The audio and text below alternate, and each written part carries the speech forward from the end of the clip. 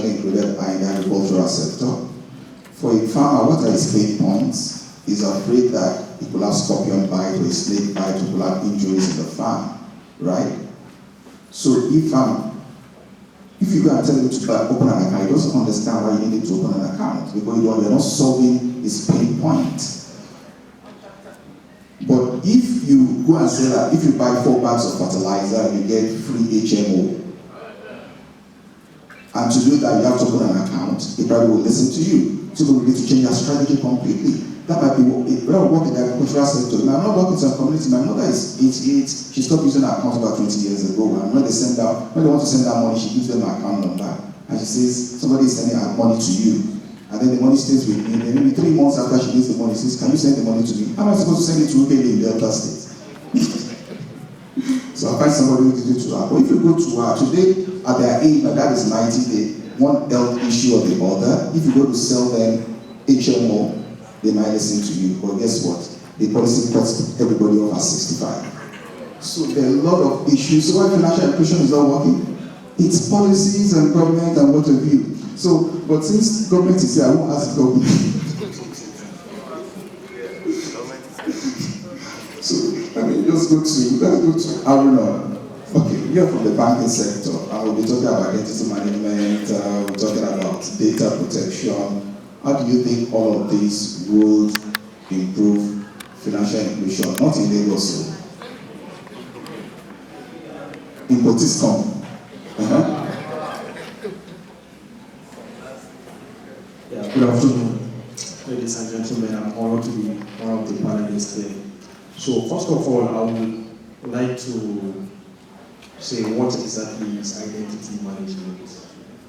So, in this era of financial inclusion that we are currently, we need to use technology. And identity management is a crucial and important in this digital world. Why I say that is that because irregardless of individual, they have the fundamental human rights for them to have these financial services. But it is also crucial to secure their data.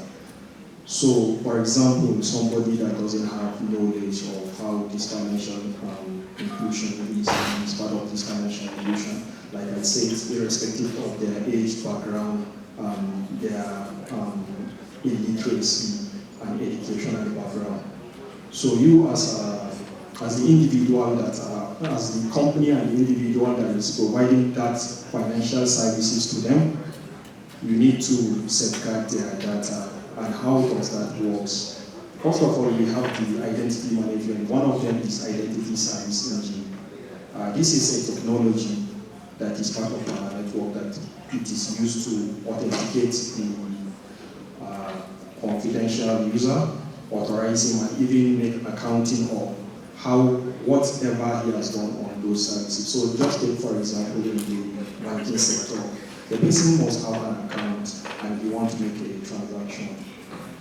And then, most especially, he must be using a mobile banking app. So how does this identity management go? It started by authenticating this user by inserting his username, password.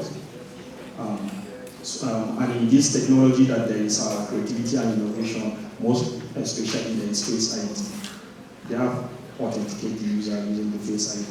Likewise, if you want to make transaction at the diamond there too, you can either use this Face ID and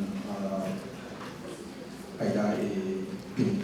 So I think those are some of the technology that I would call on the financial technology and the institution to implement so as to provide what security measure to them. Thanks, Eric. So let me just go to Mohamed Kachala. Okay. All right. Okay. So let me go to Oluwaji. Okay. So we're talking about people, aggregators. They were going to do BVN for farmers, from what I hear, and then they couldn't register it because the farmers they'd be using their fingers. The BVN could not capture their fingerprints. These are real issues. So we're talking about we're not having financial inclusion, we're not dealing with the real issues, those are real issues, and those are the people we need to include. So, I mean, you're coming from Coral Bay, how do we solve this problem? Hi everyone. So, also to give context to the topic, yes, I feel like when we speak on fintech, to forget it is a business, to forget it's capitalism and not socialism. So when we say things like how do we drive financial inclusion, it's a business. I would not sell to people who have higher cost of education and higher customer acquisition costs than sell to people who have lower customer education costs, lower customer acquisition costs, and I make more money from it. The average person in this advanced state, the Lagos, the Abujas, would have like take several financial transactions. They make deposits, they pay for cable TV, they pay for data.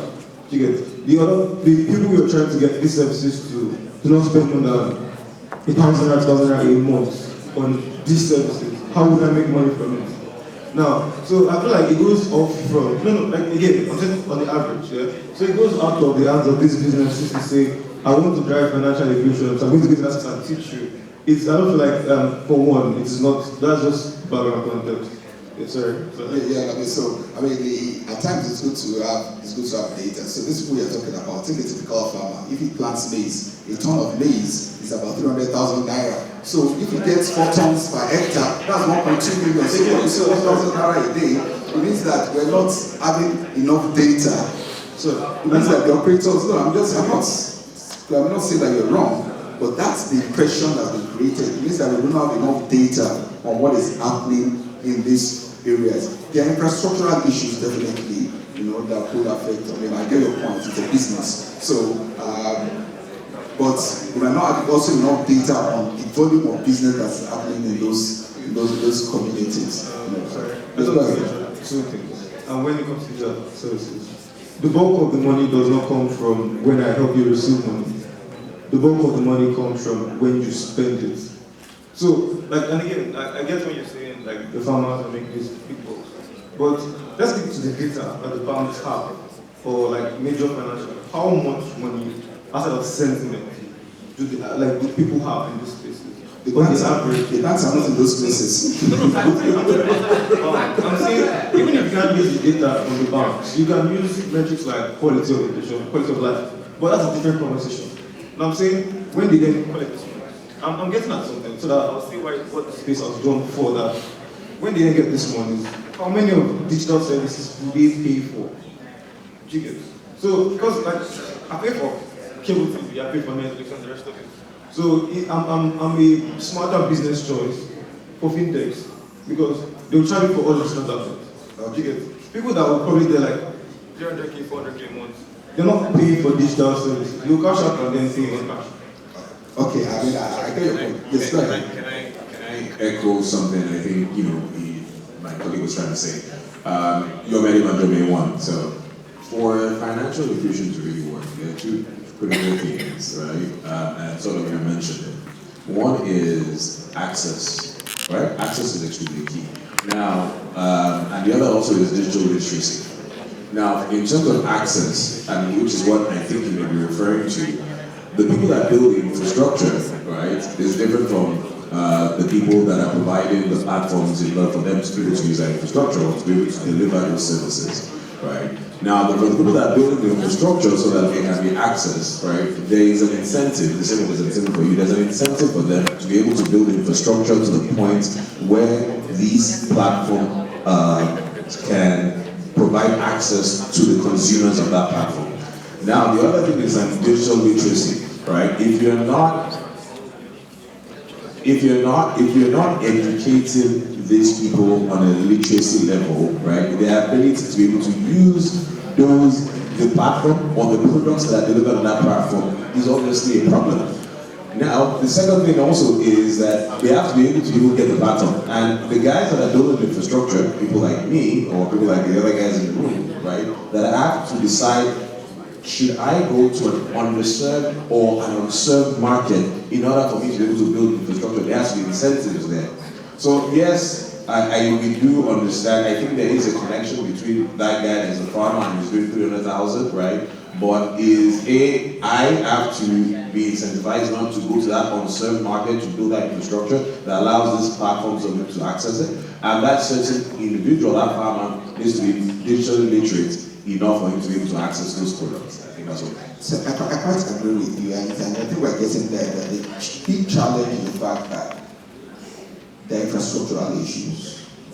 There's no power, there's no network. Why should I go and set up business there? Why should I go and invest money there when I can make money in Lagos? So those are fundamental issues which government needs to deal with. How do we ensure that there's infrastructure in these locations? No, we're running out of time, so let me start. I know it's a pleasure and grateful to Mr. Jai for the opportunity. You see, Nigeria is a very exciting country if only you get involved.